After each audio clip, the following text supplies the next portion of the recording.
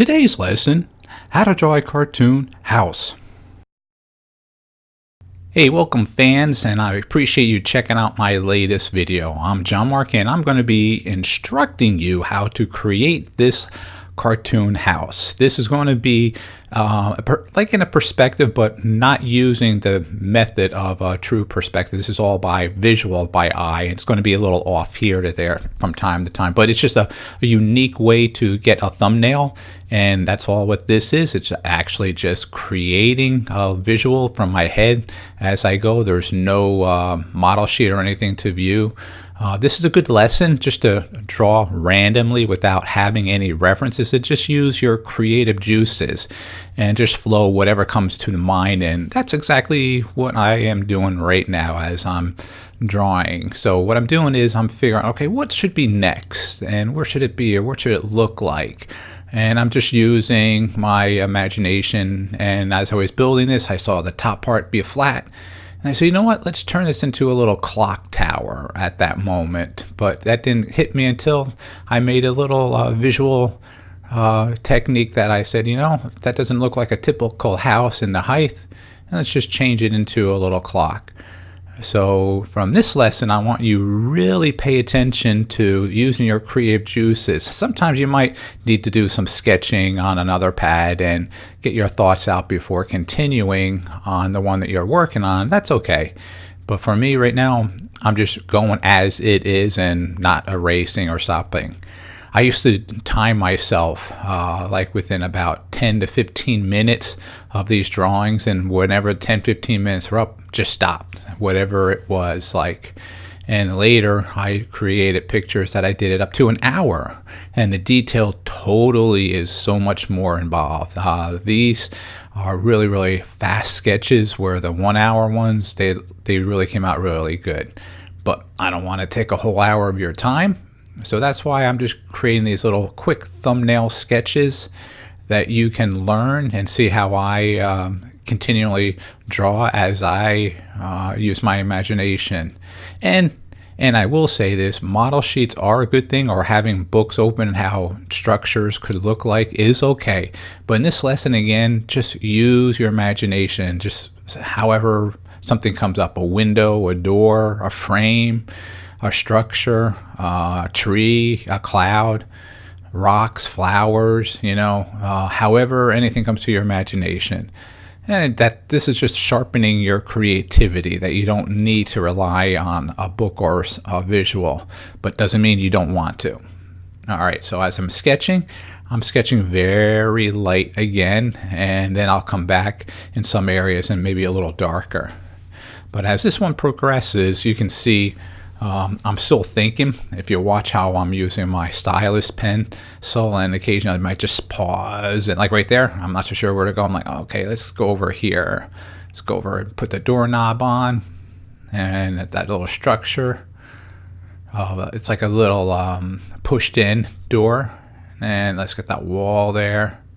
I could have curtains up there, windows, flowers on the outside. I kind of shade in some of the areas to help separate the different areas of your visual.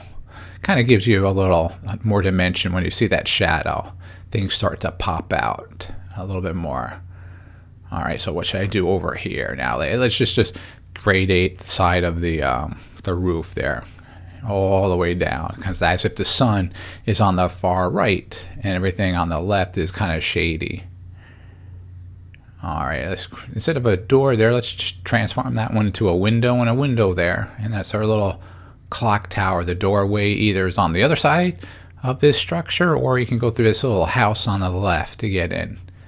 There's no real rhyme or reason right now. It's just being creative. Let's put some bushes here. And I will say what I have done on a lot of my sketching time on my little pads, I used to just sketch one object. If it's always a bush or a tree or shrubs or a fence, and I'll just do that one moment, all different types of shrubs and bushes. And then if I need to come back to that to bring into a picture like this, I can use my art as a reference, not looking for art elsewhere. So that's another very useful tool, creating an archive of your artwork filled with different types of model sheets, from elements to people's faces, and in this case, fun houses. And that's one of my favorite things to do outside of drawing, is using your imagination to build just these interesting structures. I've made them for the past 20 plus years like that. Done a lot of them, but I enjoy it. It's kind of fun. All right, now let's see where I'm going to go. That's a little smoke there coming out, and a little chimney. Where else? Let's put a window right here, and a little circle one. You could have put a clock there. You could have put a light coming down on the door. In this case, I'm just going to put a little window. And is the window a solid glass panel, or is it open? Use your imagination there. Let's get a little bit more of the roof line, a little darker. That looking good.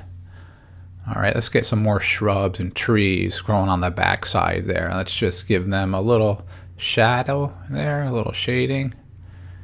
And that's this overhang there, the side of the room. Same thing. There we go. Maybe that's just like a porch. In that case, all open up. That's like a piece of wood sticking up there. So is it made out of concrete? And that part is like a tutor of the house. Again, not so sure. If I took this back and colored in, then you would really know the different stuff. And then I probably would change and have the shingles all on the house. That takes a little bit more time. I put a shingle on all my houses. That take me about an hour to do, but I love those. Okay, you know what? Let's do some fences. Yeah, let's do a fence coming from far away and getting closer and closer. These are fun. There's a little picket fence. You can really just pole fence, I should say. And just I place them and make the poles all crooked, not always the same size, and it goes further, smaller, and angle them different when they go around the curve or behind a hill. There you go. That gives a nice eye visual. Pulls you from the back all the way to the front right now. There we go. Let's get all this, and then I just put one rail on the top for right now. There we go. Yeah, I laid all my poles first, not intentionally all perfectly straight. I like them sagging, a little bit crooked here and there. And even some of these rails, you can actually make them broken or missing to add very unique elements again. A good thing to do is if you're ever traveling and you're traveling in a farm area or outside the country, take a visual of how your surroundings are. That helps with all this, what I'm working on. I've traveled Switzerland and Europe many times in my lifetime. I have family over there, and this is some of the visual that I'm bringing back home to my details, to my drawings. All right, let's have this one go all the way behind the house, the other side. So there's that close-up, and it wraps around the house here. That's looking good, yeah. I'm liking that. Let's give it a little pathway, narrow, and then gets really wider towards you. There we go.